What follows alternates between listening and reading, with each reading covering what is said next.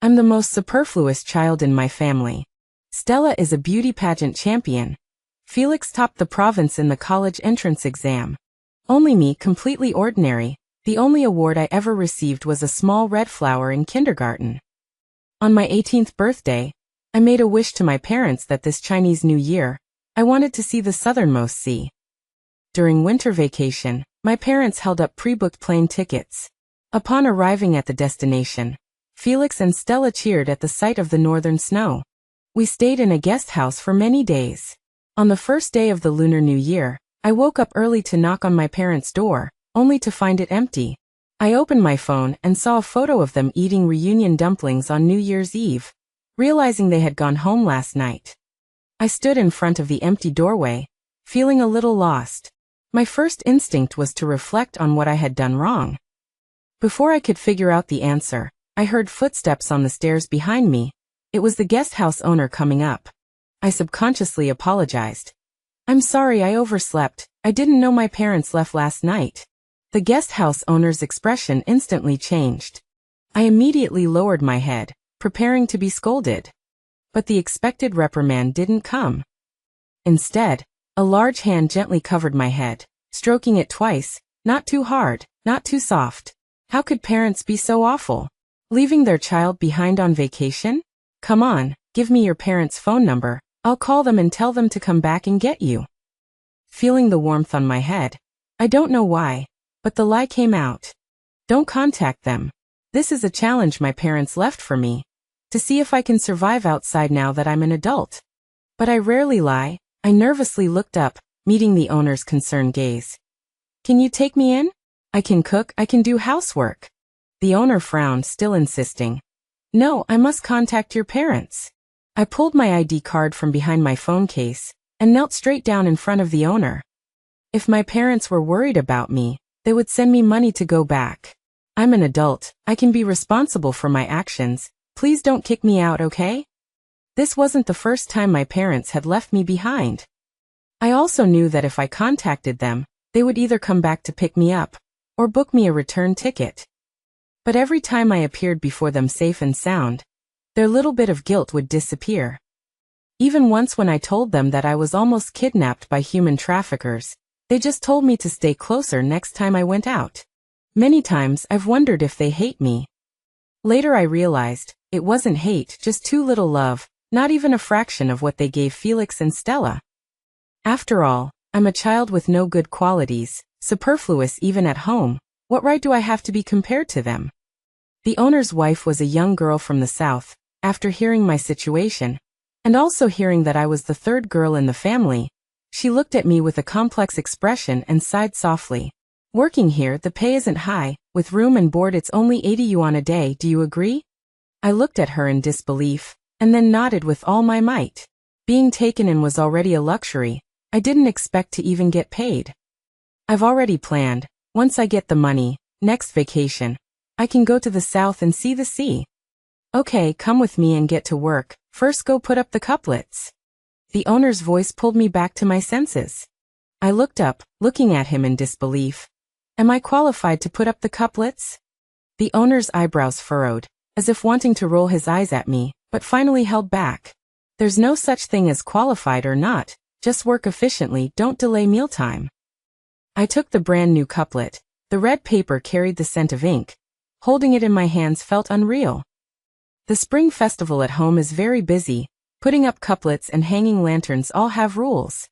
Felix is a boy, only he is qualified to do it. Stella is good at studying and beautiful, so she is qualified to share in this good fortune. I carefully put up the couplet, and as soon as I finished, I was pulled into the house by a hand. The table was full of steaming dumplings.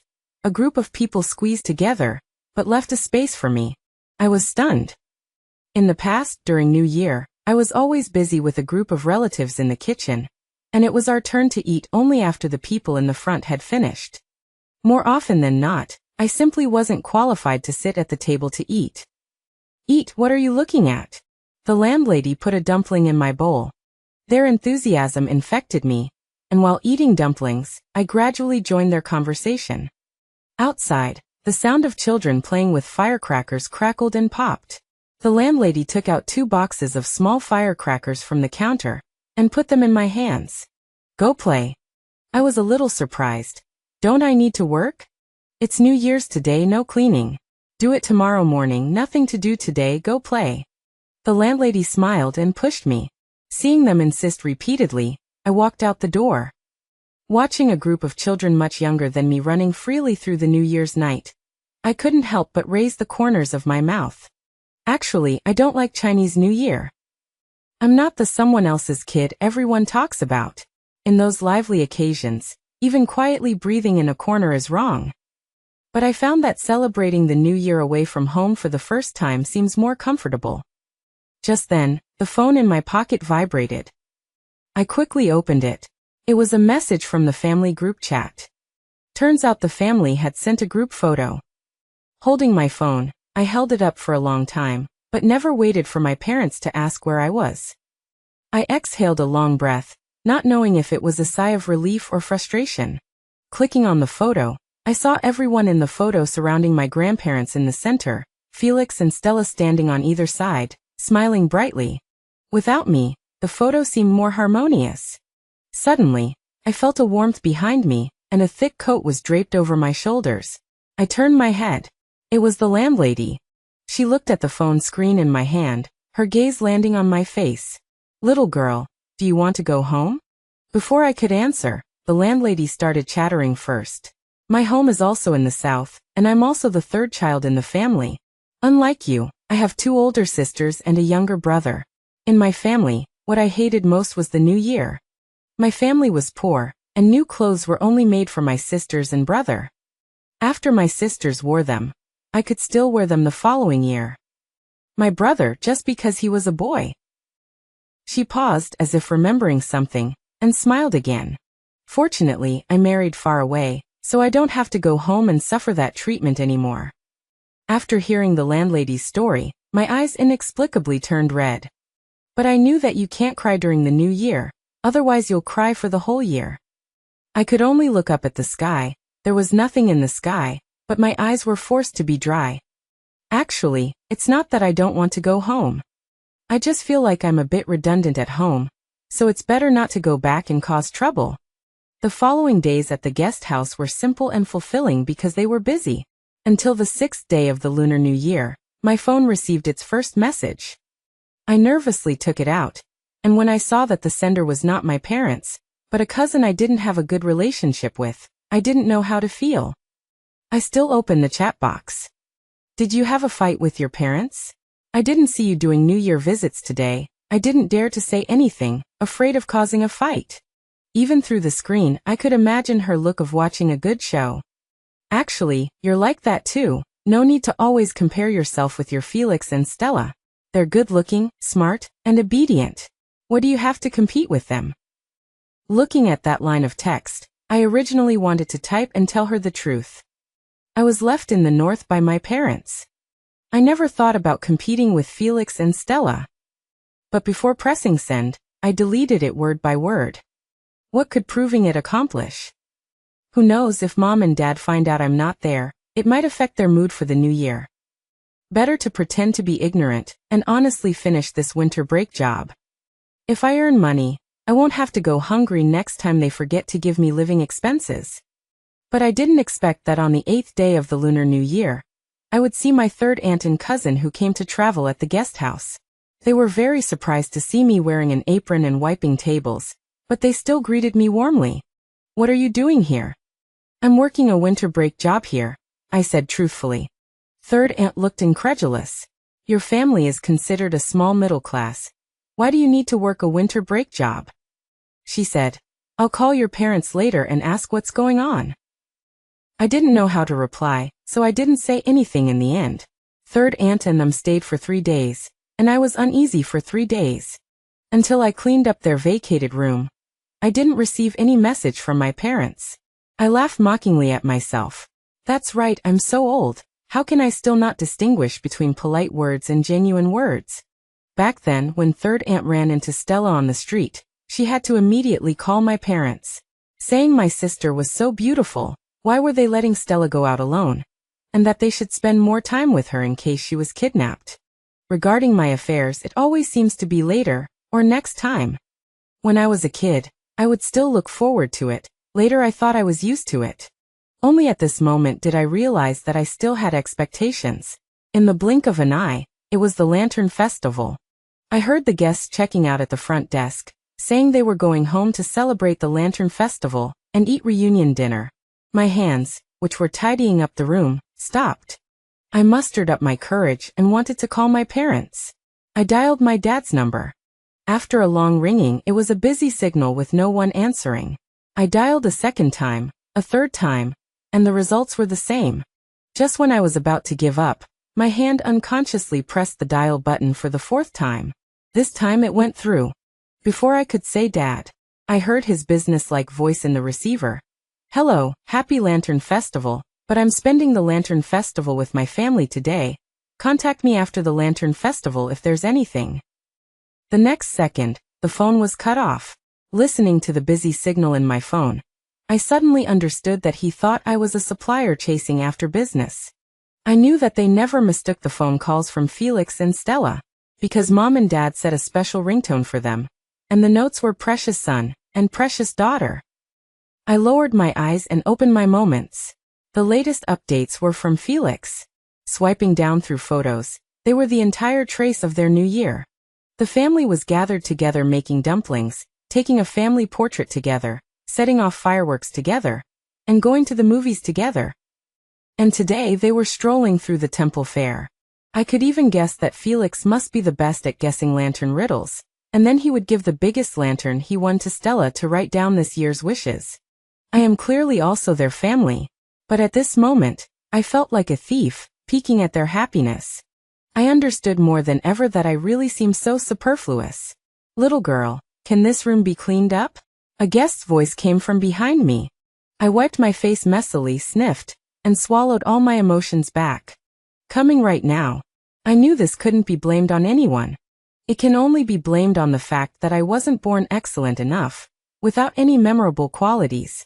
The day's work ended, and I hid in the room, feeling wronged. The door was gently knocked. It was the landlady, and she walked in holding a bowl of tangyuan. School will start soon, right? She put the bowl on the table.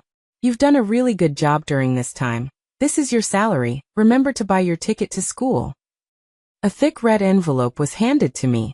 I took it, flattered, and squeezed it. It was more than a little over 1,000. I quickly opened the red envelope and prepared to push back the extra money.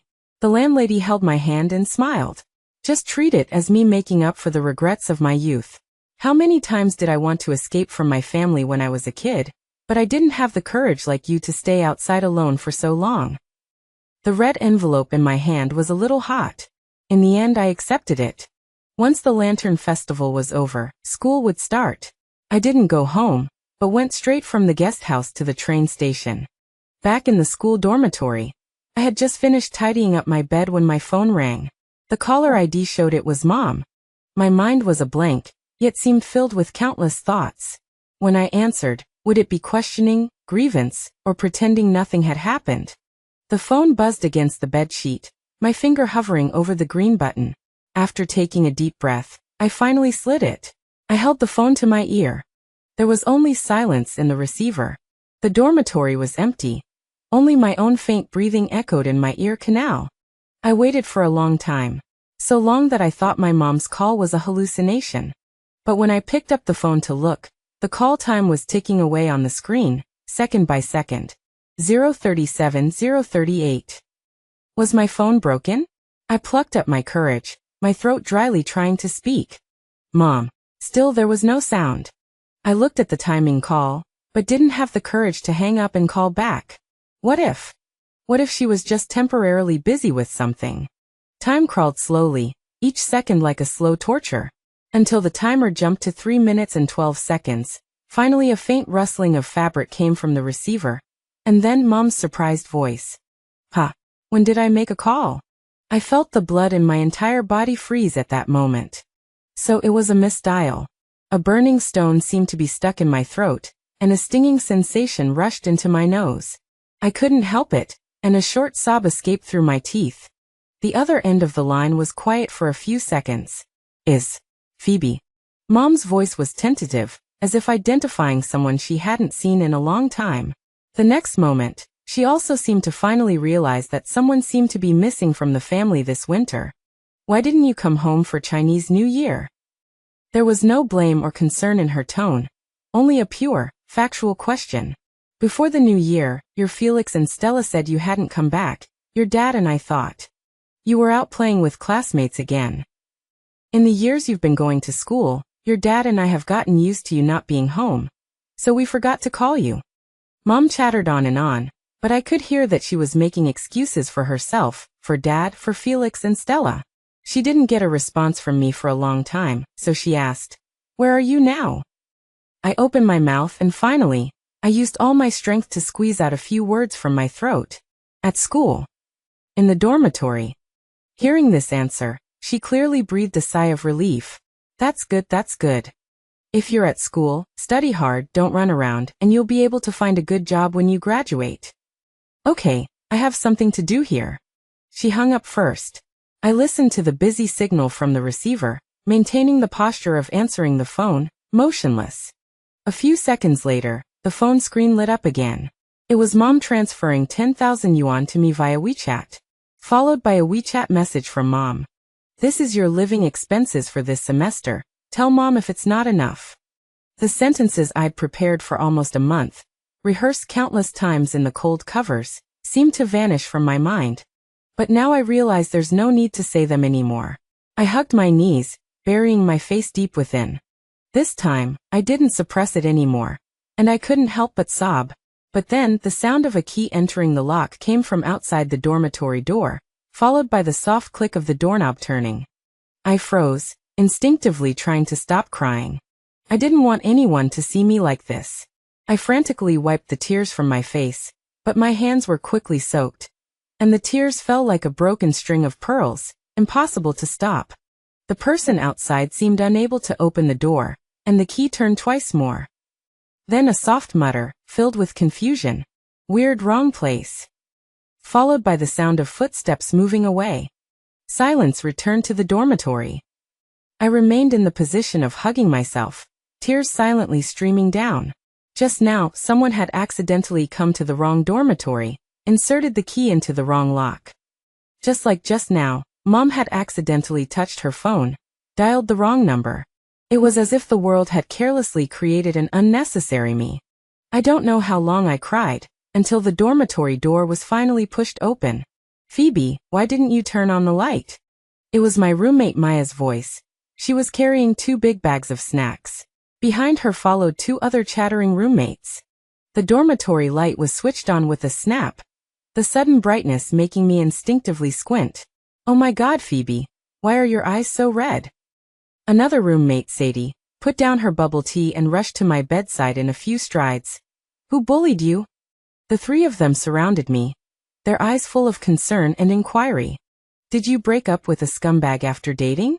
Penny pushed up her glasses, analyzing with a serious expression. "Tell me what department he's in, and the sisters will get revenge for you." Maya put the snacks on the table and also joined in. "Yeah, hang him on the wall and let the whole school see his face." Looking at their indignant appearances, the frozen place in my heart seemed to crack open, and a warm current seeped in from that crack. I sniffled, but tears uncontrollably welled up again. I quickly raised my hand and wiped them away, forcing a smile that was more like a cry. "No, it's not a scumbag." I lowered my head, my voice muffled. It's just that when I came back, the wind was too strong, sand got in my eyes, I rubbed it for a long time, and it hurt." This excuse was so clumsy that even I didn't believe it. But they did. "How silly can you be? You can't rub when you get sand in your eyes." Maya pulled my hand away, leaned closer and looked carefully. "Come on, I'll blow it for you." She gently pried open my eyelid, puffed out her cheeks and carefully blew air into it. The warm breath brushed over my eyeball, a little itchy, but strangely smoothed out the wrinkles in my heart. Sadie and Penny were also anxiously directing from the side. Over here, it still looks a little red. Blow a few more times, and if it doesn't work, buy eye drops." They surrounded me, treating me like a fragile treasure. Unlike in that 4-person family, where I was like a piece of luggage that could be discarded at any time. In this small 4-person dormitory, I was needed. For group projects, they would habitually leave the most critical literature review part to me, because I did it best. For weekend dinners, they would give me the power to order, because I always remembered everyone's tastes and food restrictions. Even for elective course seat grabbing, they relied on me to grab the most perfect golden back row. We eat together, watch handsome guys together, play together, and bear hardships together. I suddenly realized why I was so sentimental this year for the new year. It wasn't because I suddenly became fragile. It was because I was truly needed in the dormitory. Someone cared about me. Having experienced that warmth, returning to that home, and facing that taken for granted neglect again brought such sharp pain. I'm not superfluous in the dorm. In the blink of an eye, the May Day holiday was approaching. While they were agonizing over how to spend it, I stood in the center of the dorm. My treat, let's go see the sea. Holy crap. Phoebe, are you rich? Sadie exclaimed. I raised my chin and said proudly, I earned money working over winter break. So, in that sweltering early summer, the 4 of us girls, each with a backpack, squeezed onto the slow train. Youth was under our feet, our butts heading straight for the distance. The train rattled for 8 hours, and we finally arrived at the seaside the next morning. That sea was bluer and more vast than I had imagined. In the afternoon, the tide receded, revealing a large expanse of muddy tidal flats. Maya took out a small bucket and shovel she had prepared from her bag and suggested, Sisters, the mudflat race starts now. The rules are, whoever catches the least by sunset loses.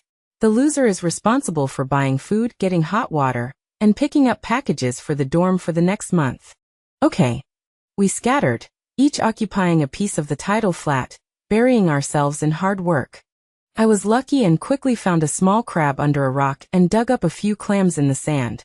The setting sun dyed the sea orange-red, and the sea breeze made people feel tipsy. As I was focusing on digging for small crabs, someone gently patted my shoulder. A familiar voice rang in my ear. Little sister, hello, could you please help us take a family photo? I looked up and saw my mother holding a phone, extending it towards me. My gaze passed over her, towards the people behind her. Not far away, my father was standing in the middle, Felix and Stella leaning on him, already posing for the photo. Everything around me suddenly quieted down. Phoebe. My mother's voice was a little uncertain. I tugged at the corners of my mouth, revealing a standard smile I had practiced many times. Of course, I can help you take a family photo. I stepped forward and naturally took the phone from her hand. The screen showed the viewfinder, framing the 4 of them. My father was standing awkwardly. Felix's eyes were darting around, and Stella had her arms crossed, with no expression on her face. Only my mother was still trying to maintain a smile. I adjusted the angle so that the sunset behind them was exactly at the golden ratio point in the composition. Smile. I said in a stranger-like, polite tone. The shutter clicked, freezing their slightly awkward smiles. I took a few more pictures for them, horizontal composition, vertical composition, making sure everything was perfect. Okay. I handed the phone back to my mother and turned to leave, striding quickly. Phoebe. My mother chased after me, grabbing my wrist. How? Are you here too? I didn't really want to share my affairs with her at that moment. After all, I had shared before, and it always led to nothing. Just then Maya's voice rang out. Phoebe, come over here. I saw a lot of clams, and a super big crab ran into a crack in the rocks. I immediately pulled my hand out of my mother's grasp, turned to Maya, and the smile on my face became real. Really? I'm coming. My mother stood there blankly, looking at Maya who had suddenly appeared, and then at me. I glanced back at her and said, Mom, I'm going to play with my classmates. My mother stared blankly as I ran towards the rocks without looking back. Actually, I hadn't run very far before my eyes started to uncontrollably redden, and the vast sea in my vision began to blur and waver. Hey, Phoebe. Maya stopped and anxiously approached me. Did you get sand in your eyes again? I'll blow it for you. She was about to pry open my eyelids like last time. I shook my head, took a deep breath, and forcibly suppressed the bitterness. I wanted to nod, to use that clumsy excuse to get by, just like last time. But facing Maya's eyes, which were full of concern, I couldn't lie. that just now was my mom. I looked at the four figures in the distance who had regrouped, my voice very soft. She and Dad, with Felix and Stella, came to the beach to take a family photo.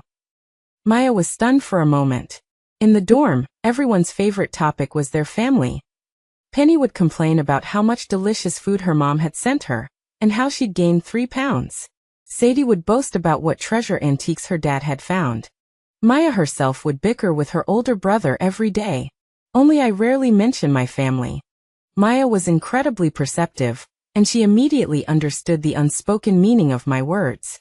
A family photo of the whole family, but without me. She didn't ask any further questions, nor did she say any of those pointless, "Your parents must have a reason" kind of things. She just reached out, patted me heavily on the shoulder, and then put her arm around me. "Okay, don't think about it. Forget them, you still have us sisters. Let's go, I'll take you to catch that big crab. We're having an extra dish tonight." At the last moment of the sunset sinking into the sea, our tide pooling competition ended. I had very little to show for it. My bucket only had a few small crabs and a handful of clams, making me second to last. Last place was Sadie. Her bucket only had 3 small crabs, smaller than the palm of my hand, lying forlornly at the bottom. This was very unusual. Sadie was the most competitive person in our dorm. She had been the most lively all afternoon, and I clearly saw her catch a bucketful. I was puzzled when the corner of my eye caught sight of several crabs not far behind her, under a reef, struggling to burrow into the sand, with a pile of clams that had just been dumped out next to them. I understood instantly. I remembered when I was little, there was an unwritten rule at home. Whoever finished eating last had to do the dishes. Stella ate daintily and was always the last. But many times, I saw my mom would deliberately put down her chopsticks when Stella was almost finished eating, go to the kitchen to pour a glass of water, or leisurely pick at a fishbone, forcibly making herself the last one. So, this is what it feels like to be taken care of so subtly. Warm, yet it makes you want to cry a little. I might be superfluous at home, but in this 4-person dorm, I'm not. Back at the guest house, we noisily rushed into the bathroom to wash up. I had just changed my clothes when my phone vibrated with a buzz. It was my mom directly transferring 10,000 yuan to me. Below the transfer was a short message: "Take good care of yourself." It's always like this. Every time after forgetting me, she likes to express her compensation with money afterwards. Looking at the transfer interface, my finger hovered over the accept button, unable to press it for a long time. Suddenly, a hand reached over from the side and took my phone. Sadie glanced at the screen, and without saying a word, directly clicked accept payment. Then, she quickly replied with a voice message: "We will take good care of her." After sending it, she stuffed the phone back into my hand and said as if nothing had happened, "What are you standing there for? Come eat watermelon, Penny cut it." I stared blankly at her, and Maya made a face at me. "Sadie is right, we will definitely fatten you up." Penny pushed up her glasses and added with a serious face, "Don't worry, I have experience taking care of people." I suddenly remembered that Sadie's older sister worked at the same company as Stella. They probably already knew something about my family.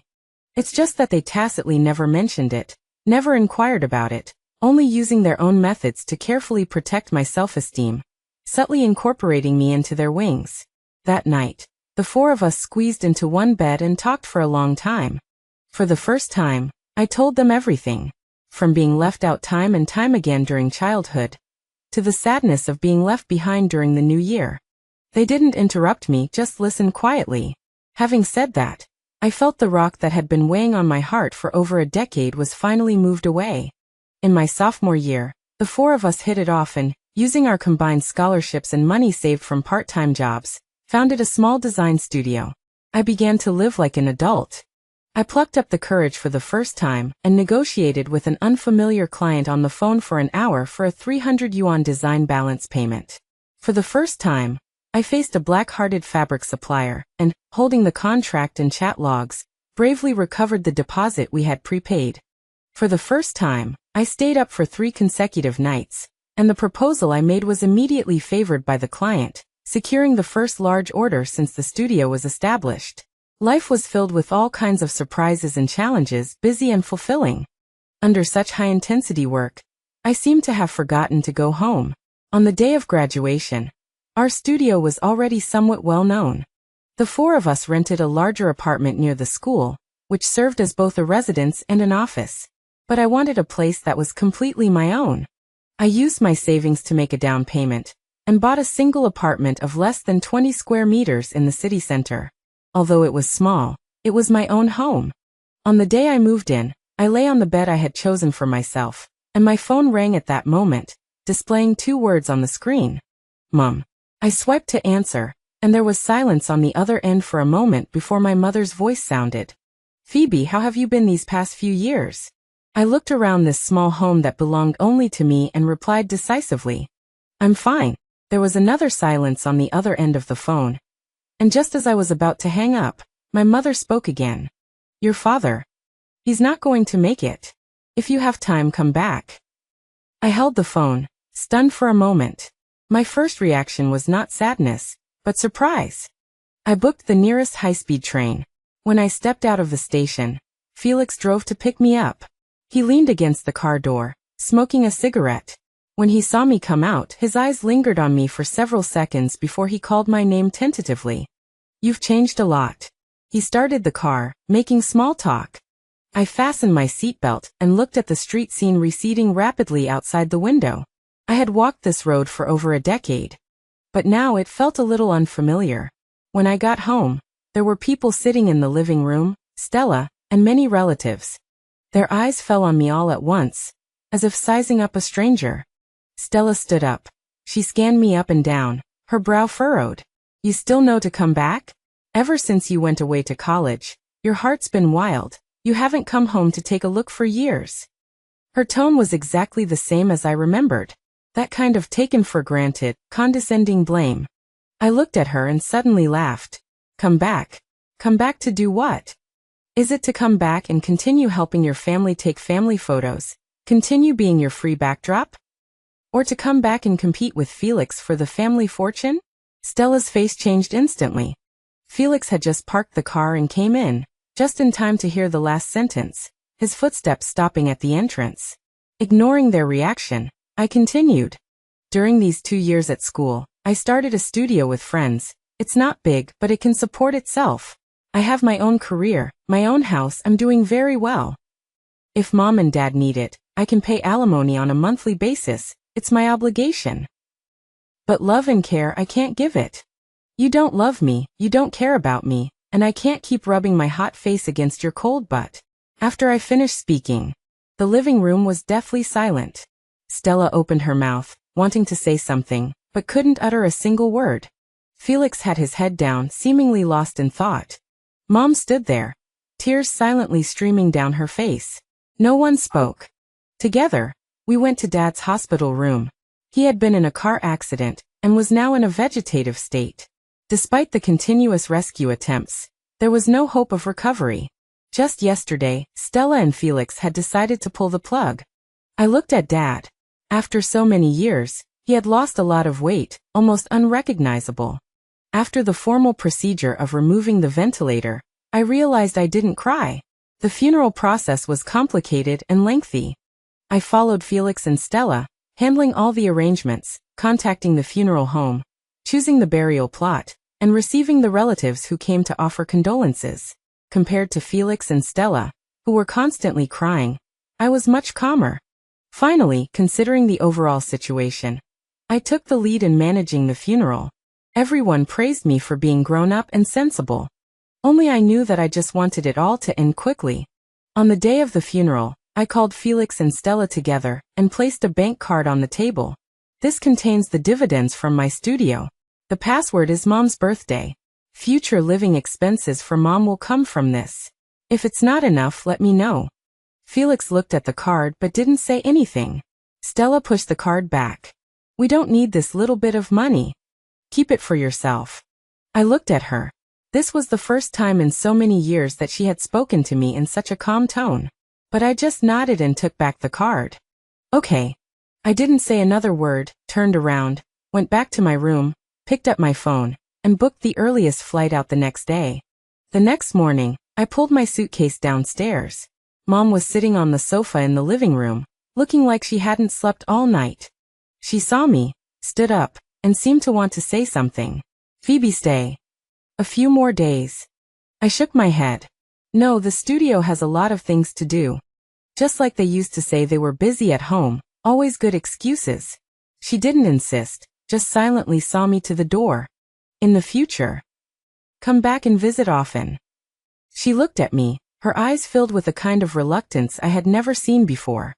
I didn't answer, just pulled my suitcase and walked out of here, without looking back. The plane soared into the sky, turning the city behind me into a tiny speck of light. The sea of clouds rolled outside the window, and I turned back to look at the city where I had grown up. At that moment, my eyes suddenly turned red. Actually, it wasn't that I didn't crave love. That time during Chinese New Year when I was left alone in the guest house. Every day, I hid under the covers, secretly hoping that Mom and Dad would call. Actually, the 7th time I was forgotten at the amusement park, I sat on the bench for 5 hours, waiting until dark, and what I was thinking wasn't why they didn't want me anymore, but how I should explain things so they wouldn't be angry when they found me. The first time I was kidnapped by human traffickers, I was really glad that I reported it to the police first, instead of calling Mom and Dad. Every time, I reached out with hope. Every time, I only grasped at air. Having craved for so long, waited for so long, my heart seemed to have slowly grown numb. It turns out that people's love is limited, like money in an account, only going out and not coming in. Eventually it will run out. It seems that my share is running low. For the rest of my life, I only want to use it to love myself. In that family, I was a dispensable child. But to myself, I am my everything. In the future, I will take good care of myself.